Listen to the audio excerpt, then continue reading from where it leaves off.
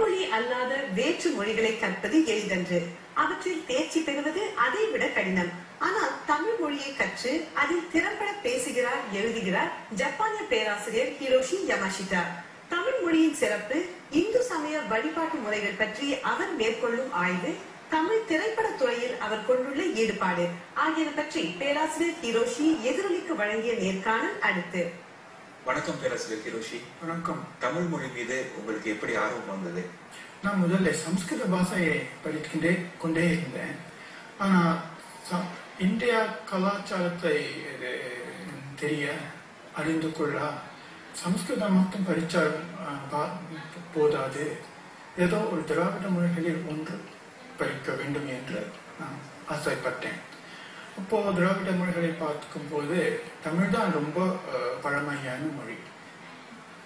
அது முதல்ல படிக்கணும். அது படித்தா எப்படி அது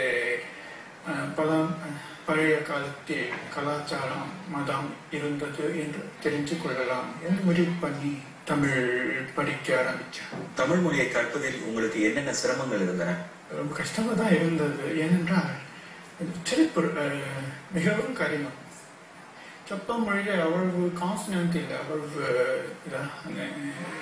வேர்ட்ஸ் இல்லை, மெய்யெட்டு அவ்வளவு இல்லை. தமிழில் ரொம்ப ரிச்சாக இருக்கிறது. R sound, L sound. Japan அதுக்கு வெற்றுமை கிடையாது. ஆனால் தமிழில் 5-6 வகை ஆல் அல்லது எல், ஆர் அல்லது எல் சவுண்ட் உள்ளது. சின்ன எல், பெரிய எல், தென் சின்ன ரா, பெரிய ரா, தென் ழா. தமிழ் அந்த ழா இருக்குது. அதே மாதிரி வெற்றுமை வித்தியாசம் ஜப்பான் உச்சரிப்பில்லை, ஜப்பான் மொழி உச்சரிப்பில்லை இல்லை. சிங்கப்பூரில் 2008ஆம் ஆண்டு நடைபெற்ற தமிழ் மொழி மாதத்தில் நீங்கள் கலந்து கொண்டீர்கள். உங்களுக்கு வரவேற்பும் அதிகமாக இருந்தது என்று நினைக்கிறேன். அந்த அனுபவம் உங்களுக்கு எப்படி இருந்தது? அது எனக்கு புது அனுபவம். நானும் அடிக்கடி அதே மாதிரி மக்கள் முன்னே பேசியதே இல்லை. அதனால எனக்கு கொஞ்சம் பயமா இருந்ததும் தைரியப்படுத்தி பேசியது ரொம்ப நல்ல அனுபவமாச்சு. சிங்கப்பூர்ல நீங்க சில ஆய்வு பணிகளை மேற்கொள்றதா கேள்விப்பட்டோம். அது என்ன மாதிரியான ஆய்வு அப்படின்னு கொஞ்சம் சொல்லுங்களேன். நான் முதல்ல சங்க இலக்கியம் தான் படித்தேன்.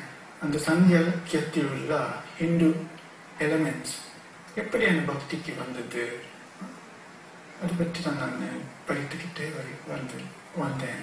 ஆனால் இப்படி historical development of Tamil Hinduism தான் எனக்கு ரொம்ப இப்பொழுது அறிந்து கொள்ள ஆசையாக இருக்கிறது. முதல்ல அந்த ஒரிஜினல் ஃபார்ம் படித்தேன், அப்புறம் மெட்டீரியல் ஃபார்ம், அதாவது பக்தி இலக்கியங்கள் படித்தேன். ஆனால் கண்டெம்பரரி ஹிந்துயிசம் எப்படி உலகத்தில் இருக்கின்றது, அதுதான் இப்போ முக்கியமான விஷயம் எனக்கு. இந்து மக்களும் இந்து மதமும் உலகத்தில் அங்கு இங்கு பறந்து கொண்டே இருக்கின்றன. ஒவ்வொரு இடத்தில் ஒவ்வொரு விதமான ஹிந்துயிசம், இந்து மதம் உள்ளது. டியாஸ்போராவில் உள்ள இந்து மதம் எப்படி இருக்கிறது, எப்படி பூஜை நடத்துவாங்க, அதை பற்றி ஆர்வம் இப்போ அங்கு இங்கு போய் நான் ஆராய்ச்சி செய்து கொண்டே இருக்கிறேன். மலேசியாவுக்கு போனேன், சிங்கப்பூருக்கு அடிக்கடி வருவேன், அப்புறம் தாய்லாந்துக்கு போவேன், அப்புறம் வியட்நாம். ஒவ்வொரு இடத்தில் ஒவ்வொரு படியான இந்து மதம் இப்பொழுது கூட இருக்கிறது. அது இந்தியாவிலே உள்ள இந்து மதத்திலிருந்து கொஞ்சம் வித்தியாசமாக இருக்கிறது. நிறைய மாற்றங்கள் இருக்கின்றது. அந்த மாற்றம் எப்படி இருக்கிறது, ஏன் அந்த மாற்றம் இருக்கிறது என்பதுதான் எனக்கு கொஞ்சம் ஆர்வமாக இப்பொழுது ஆராய்ந்து கொண்டிருக்கிறேன். சரி, சமய வழிபாடு, வரலாறு இவற்றில் உங்களுக்கு நிறையவே ஆர்வம் இருக்கின்றது. அது போக தமிழ் சினிமாவில், தமிழ் திரைப்படத்துறையிலும் உங்களுக்கு வெகுவாக ஈடுபாடு இருக்கின்றது என்று நினைக்கின்றேன். அதன் பின்னணி என்ன, அதை பற்றி கொஞ்சம் சொல்லுங்களேன். நான் சென்னை பல்கலைக்கழகத்தில் படித்துக்கிட்டு கொண்டே இருக்கும் பொழுது முதல்ல எனக்கு சினிமாவுக்கு, திரைப்படத்துக்கு ஆர்வம் வந்தது. அடிக்கடி போய் பார்த்தேன். ஆனால் அது முடித்து விட்டு ஜப்பானுக்கு போனப்போ ஒரு முத்துப்படம் இன்ட்ரடியூஸ் பண்ணாங்க. அதுக்கு யாரும் அது சப்ஜெக்ட் போற ஆள் கிடையாது. அதனால டிஸ்பியூட் என்னிடம் கேட்டார். சரி, நான் பண்ணுவேன். அதுதான் எனக்கு சினிமா இண்டஸ்ட்ரிக்கும் எனக்கும் சம்பந்தம். அதுதான் அது முதல் தடவை. அதுக்கப்புறம் நான் ரஜினிகாந்தை பார்த்தேன். சின்ன நட்சத்திரங்களை பார்த்து பேட்டி எடுத்தேன். அதே மாதிரி போக போக கொஞ்சம் ஆர்வம் வந்தது. அந்த ஆர்வத்தை கொண்டு அதே மாதிரி ஒரு புஸ்தகம் இந்திய திரைப்பட இண்டஸ்ட்ரி பற்றிய புக் எழுதினேன். பேராசிரியர் ஹிரோஷி, தமிழ் உங்களுக்கு தாய்மொழி அல்ல, இருந்தாலும் அதில் நீங்கள் மிகவும் சரளமாக பேசுகின்றீர்கள். அதை பேச சிரமப்படும் அல்லது தயங்கும் சில பேருக்கு உங்கள் அறிவுரை என்னவாக இருக்கும்? ஏன் தமிழ் படிக்கணும் என்று நான் நினைக்கிறேன் என்றால், இந்திய மக்கள் நன்றாக ஆங்கிலம் பேச தெரியும்.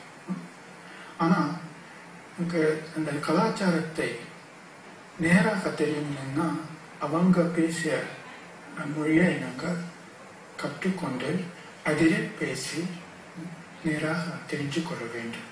அதுக்காக தான் தமிழ் ரொம்ப முக்கியம் என்று நினைக்கிறேன்.